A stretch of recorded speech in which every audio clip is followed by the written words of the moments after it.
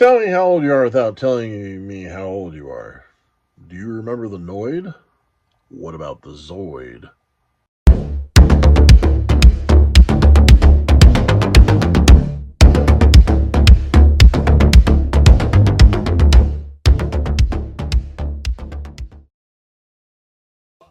Make sure to press the like button, smash the subscribe button, and guess what?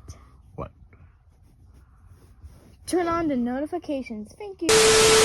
Hey guys, how's it going? Welcome to MaskMonger. It is I, the MaskMonger. I hope you're doing well. Sorry, I had to take a quick hiatus because I was in and out of the hospital. At first, they couldn't tell what it was. In the afternoon, 2 days ago, I was at an appointment, non-medical appointment for myself, and on the way out, hey, yawning again because it's late. On the way out, I noticed I had a little knot about the size of like my pinky. So at first I thought it was like a bug bite or something. And over the course of 10 hours, that one little bump swelled out to about that big and was on the back of my neck. It's still a little tender back there. And it's tender, but it's also hard as a rock. And so because of that, my wife's like, go to the hospital. So I did, and they did like an ultrasound of it and everything like that. They said it wasn't a bite or a sting because there was no point of entry or fluid buildup in that area. It was seeping, and so they wanted to also rule out hives because it was the only one. So I went home, and then in the morning when I woke up, I started to have another one on this side. And then within an hour, I had one over here. I had one up here. You can actually kind of see the knot right there where this one is. And having one form here, my wife's like, oh my God, go to the hospital. So I went, and this time when they saw more of them around, without even blinking, they basically said, you have hives. And not only did I get hives, these are hives brought on by stress. And yes, with, Paleface is gone. Back to life and back to, worrying about making sure that bills are covered and food's on the table and stuff like that. I have jobs. I work. I make money. So the fact that I'm stressed out over stuff like that still is just silly to me. I shouldn't be stressed out over stuff like that. But, I care about my family. I care about making sure that my family's in great shape. So I'm going to. Matter of fact, as of right now, I have 13 hives on me at this moment. Hey, lucky 13. So I did take a quick hiatus. I did a couple things. Like I did a quick Halloween aisle shoot at CVS when I was picking up my medication, and that's extremely disappointing. I'll show you that in another video. With as much as they didn't have, I tried to milk it, if you will. But yeah, so I have that. But I'm doing this today. Palefest is here, or is gone. Is gone. I'm saying Palefest is here because it's still going to exist in my realm, in this room, because things that happened at Palefest is staying here with me, in here, but also on these walls. And one of the other things is I've been showing you guys my Palefest scores, and that's what we're doing today on this video. Hi, you're still watching, right? Good. Make sure that you like, share, and subscribe. Watch my Patreon. I almost cussed. But I don't want to cuss, but every now and then I do. So get over it. So this piece comes from Mike Covert, MC Studios. Mike, good buddy of mine. I consider him a good friend. I consider most of these people that I attended Palefest with and stuff to be good friends of mine. And one of the things that him and me meshed well with is the fact that we're both fans of the band Psychotic Symphony.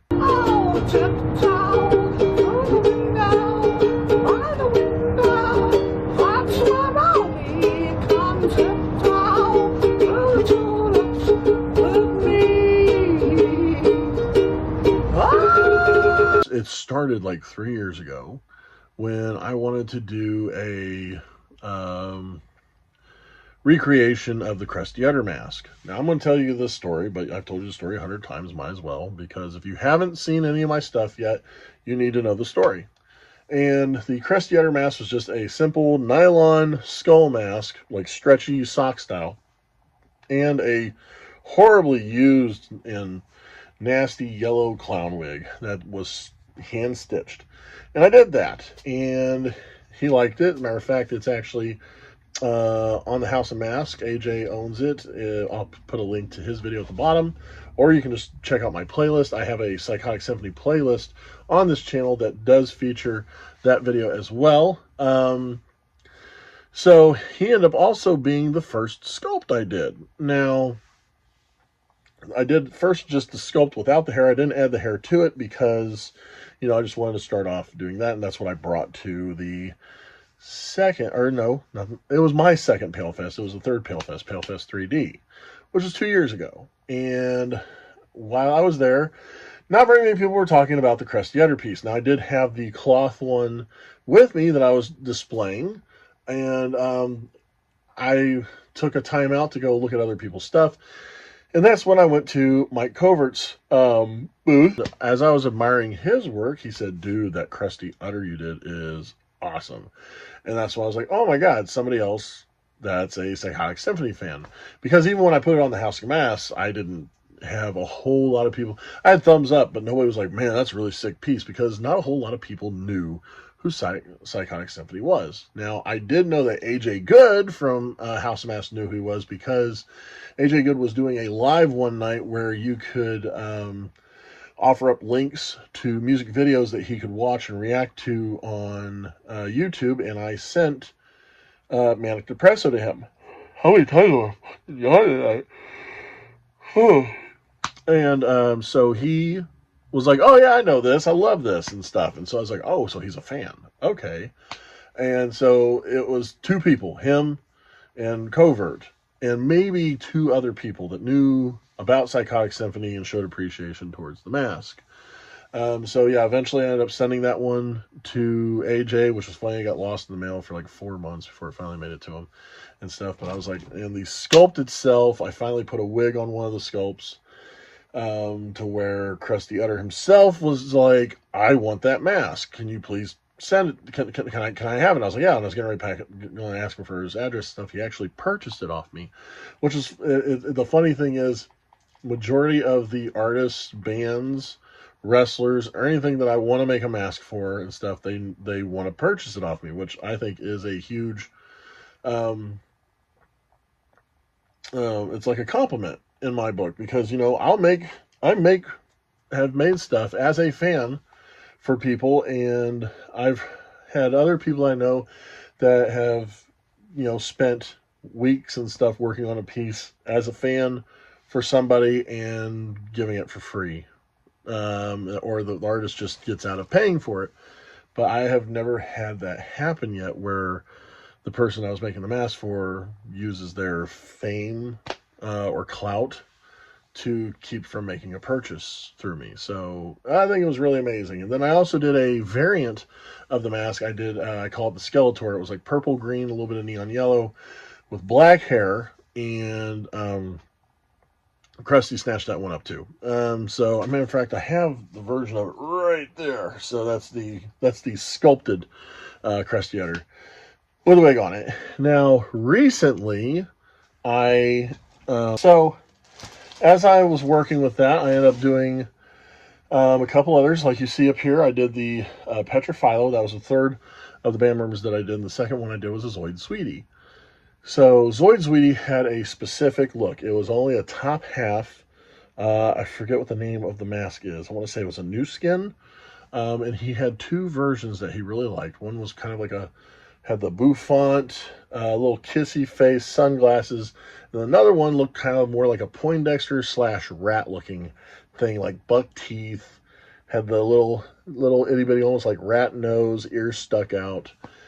And he wore both of them. He said he loved both of them. As a matter of fact, he also, along with that mask, he wore his Chuck E. Cheese outfit that I believe he stole from a Chuck E. Cheese in the 80s. So with the help of Mike Covert, I told him his favorite parts, and Mike actually took both masks. Oh, by the way, Mike Covert is the Congressional Library of Vintage Masks.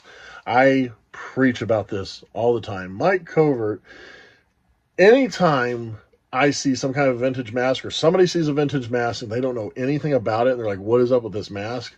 Contact Covert. Covert will tell you. I honestly think anytime Covert has to let somebody know where a mask is from, they have that question, they automatically need to ship him like $5 to $10 just for that exchange. Because I know there's people that find out relatives and family lines and stuff to get paid hundreds of dollars, and Mike, knowing what he knows, would take anybody else weeks of research, and he can just tell you within the next half hour. So yeah, his mind is a treasure trove of information on vintage masks. But yeah, so he took the two and basically photoshopped together what we discussed. And from that Photoshop piece, I sent it to Zoid. Zoid was like, that looks sweet. And I said, that's how I'm going to sculpt it. And we did the sculpt. And so I did the sculpt, made the mask, did the painting. Zoid was the very first person to make the purchase. Then on top of that, there was 2 or 3 other fans from the Psychotic Symphony page who also made purchases as well. Zoid was one of the cooler ones, because not only did he make a purchase, I made a guarantee with him that anytime one of the Zoids were purchased, I was going to donate 20% of it to a dog rescue of some sorts, whether it's pit bulls, greyhounds, Yorkies, or just dog rescue in general. They would be getting donated in the name of Psychotic Symphony, care of Zoid Sweetie and MaskMonger. Wow. So then after that, talking to the band, I pretty much got permission from Cresty and the others to use their iconography, their logo and whatnot, and be considered an official mask maker of their brand. So basically, I'm allowed to use their branding on the masks that I make based off of the band, which is really cool. It's a really awesome exchange, and I'm really proud. And so when I know I'm doing a Psychotic Symphony piece, a mask, or anything like that, and I can put their logo on the label, their trademarking, if you will, knowing that I'm not half-assing it. I'm doing my best to represent that band, even though they haven't played since 30 years or something like that. Who knows? There may be a reunion. Even if it's just one of them. They do like Anders did at Palefest and get some of the other people to perform with them, and then you're like, hey, let's do this. Krusty Utter, come over, play. I suck at playing. I can't play an instrument, but I could do something dumb on stage with a mask. Hey, I mean, just people in the House of Mass. There's so many other talented musicians that would be up on stage with them anyway. But I digress. I would love to have the entire band do some kind of reunion. I'm always going to push for that. I know Krusty would love for something like that too. I mean, pretty much almost all of them would love to do like one more show. So, out of that way, I went off track. So, for a Palefest special, I debuted a Krusty sock mask, because you can't get his sock mask anymore. It's very rare, hard to find, and when you do, even a tattered version is like $50-$60. So I took a bunch of images that I had found over time and basically drew out my own version of it, being as true to the original mask as possible, making only very minuscule changes, but enough to where I can consider it my own artwork. And here it is. There's the fun little label, the Skelly as we call it, because it's just the mask. And boom, check that out. Now, I don't know if we get a side-by-side. I'll hold this here, and then somewhere over here we'll put what one of the original ones look like. And there's more on the back, so there's a sock and stuff. But yes, and we get to put the Psychotic Symphony logo on it. And I was, like I said, just humbled over the fact that they have given me permission to put their trademarking on the stuff that I do based on their work. So I had 6 of those at Palefest. I came home with 2 of them, but one of them I wanted to show my appreciation to Covert for, so I gave one to AJ, because he's also a Psychotic Symphony fan, and it would be great to have that in his collection. But I gave one to Mike Covert, and he was really thrilled to have one. I was thrilled to give it to him, and he said, "Hey man, fair trade." And he handed me a mask, and I was like, "No, what way in hell is this a fair trade?" But I accepted it graciously. Matter of fact, Mike, you are going to get something else from me because, yeah, no, the sock mask versus what you gave me, no. So, what we are going to do, I have it right here. I'm going to unveil it to you guys. Yes, I've already seen it, but you guys need to see it as well. And like I said, we've been talking about Zoid Sweetie, and I think you guys are going, if you guys watch or know who Psychotic Symphony is, know who Zoid Sweetie is, you kind of already have an idea what this is. So here we go, and reveal. Rah. There we are. This is a recast, right? Cast mold. He remolded the original, one of the original casts of this mask that Zoid Sweetie was wearing. And then remolded it, painted it himself, and had only 2 at Palefest, and he decided to gift me this one. This is so cool. So this is a recast of a mold that he took from the original version of what Zoid wore. Well, not the actual one, but from the same line. So there it is. Now the original one, they also had the metallic lenses in, but Zoid himself said those were annoying. I ended up ripping them out anyway. I mean, look at this piece. This is great. And so it picked up so much of the definition from the original piece, and I love it. I think it's awesome. I get to have this in my collection now.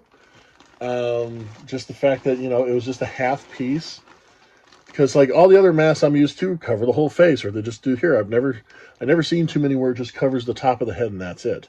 Now there was a while ago, used to be an old, like a vampire cowl that you would put on your head and it would only go to here, but it had like the eyebrows and the widow's peak and stuff. And I loved wearing that all the time when I was a kid. But this is a sweet fucking piece. And once again, oh my God, even this right here, he's got the, I think it says 1988 on it. I wish I could read it all. My eyes are crap right now.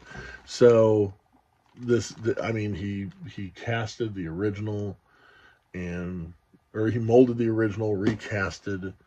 So cool. Check that out, guys. We're going to do a couple, like close-up shots of it. But holy shit, this is awesome. This is an amazing piece. Mike, thank you so much. Thank you for being a friend. And thank you for this awesome piece. I'm going to cherish it because, Psychotic Symphony, awesome band. And you guys, if you haven't heard them yet, go listen. So, yeah, like I said, I'll show you some close-up shots of it. I might put it on myself. I don't care if I'm allergic to latex. I love it. And before I go, you guys just remember,